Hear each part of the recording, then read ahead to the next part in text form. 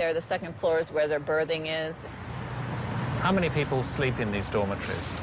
It varies depending on the size of the room, but there were some that actually had up to 40 people in it. In Australia, too, the RPF plays a significant part in the Sea Org regime. Peter O'Brien abandoned Scientology last year. In 1997, she says, she was consigned to the RPF here at Dundas, outside Sydney.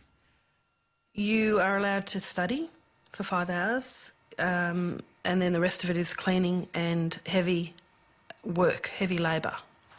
Remember, we're already heavily indoctrinated when we're working in a Sea Org, so when they give you a pick and a mallet and tell you to go and break rocks, you do it, and you run everywhere.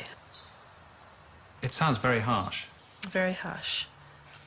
Am I right that within the RPF there's a further RPF? It's called the RPF's RPF, yes. What is that? That is the lowest of the low, as far as not even the other RPFers are allowed to speak to you, as in the communication is cut. Joe Reish was never sent to the RPF, but saw it in operation.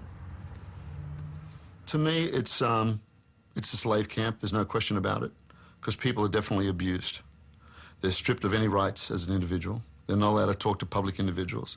They have to run from one station to another. No walking, no slow pace, it's movement.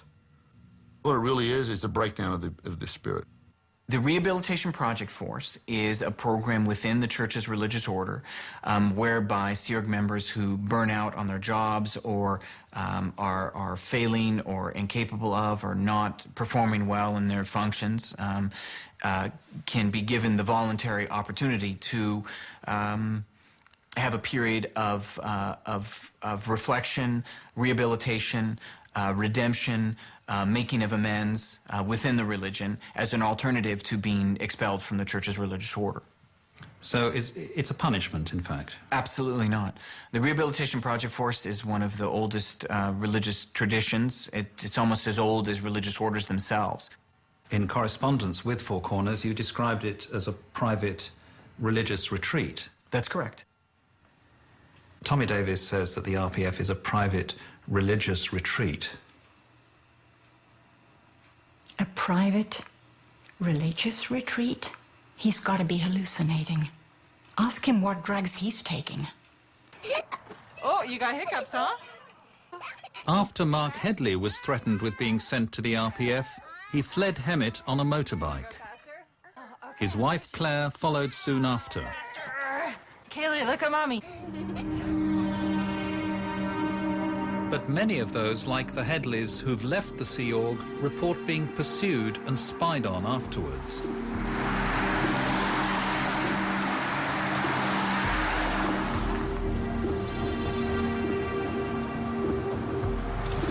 I'm driving down Sunset Boulevard in Hollywood, and I noticed a Ford F-150 that was following alongside me.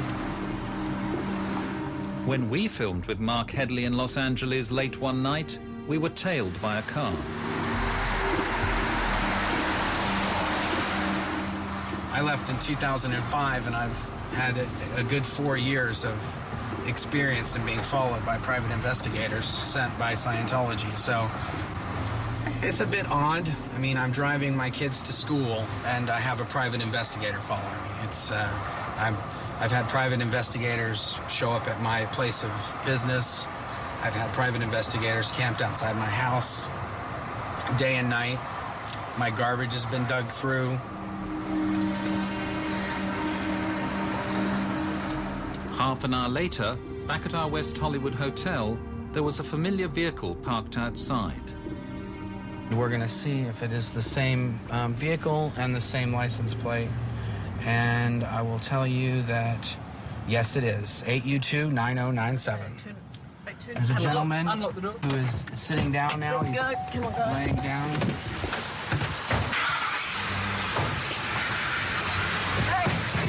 Hi!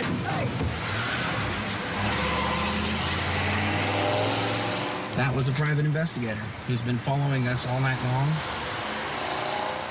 Is it possible that a church attorney hired a private detective to follow Four Corners and Mark Headley while we were filming? Is that possible? I couldn't comment on that. I couldn't comment. I mean, I couldn't be able to. I wouldn't know how to answer that. I have no knowledge on it, so I don't know how to answer it.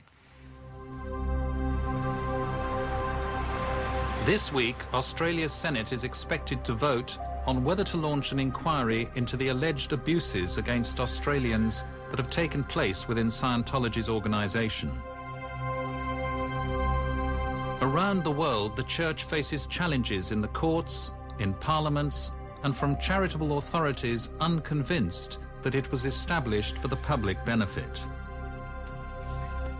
Liz and James Anderson, along with other ex-Scientologists, are considering pursuing a class action aimed at getting their money back. Their own claim totals around $650,000. Last year, Liz and James Anderson finally lost patience with the Church. Fiona had gone for good, and they were determined that Jordan should not disappear as well. They learned that Jordan, who was unhappy in the Sea Org and wanted to leave, was to be sent out of the country to Florida the very next day. How did you react?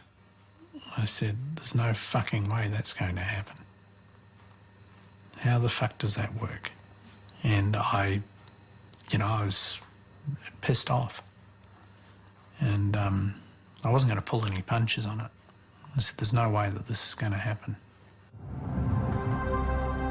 After giving a deadline to the Church to allow their daughter to leave, Liz Anderson drove to Sydney and sat outside in her car for 4 days, waiting for Jordan to emerge. Jordan says she was interrogated throughout that period, undergoing repeated security checks.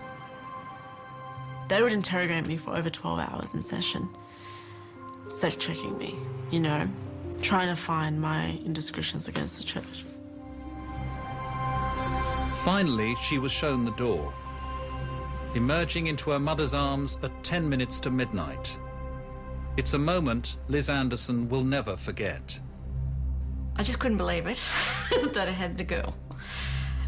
And it was a moment of, oh my God, we're free.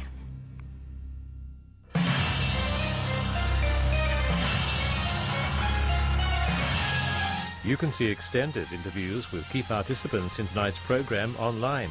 Just go to abc.net.au/4corners.